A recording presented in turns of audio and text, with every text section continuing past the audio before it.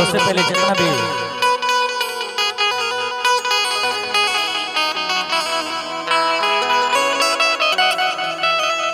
भोजपुरी के देवतर पिछड़ता माता बहन बेटी काका सासा पितिया जौन भी आइल बा सबके बेटा गौरव लाल यादव जूनियर की सारी के पैर छू के प्रणाम।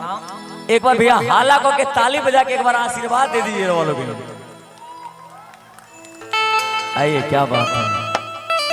अच्छा क्या सुनिएगा, भोजपुरी सुनिएगा कि क्या सुनिएगा? भोजपुरी आए भैया भोजपुरी सुनिएगा ना। हाँ भोजो बनल छे आ पूरी भोज में सेहो बनल छे। नहीं एक्चुअली है क्या भैया, क्षमा चाहेंगे तब तक के लिए क्षमा चाहेंगे जब तक कि वर वधू मंच पे है तब तक के लिए भोजपुरी के लिए क्षमा चाहेंगे। हाँ इसके बाद फिर जो आदेश होगा वही सुनाएंगे भोजपुरी। बाद में सरकार भोजो है या पूरियो है।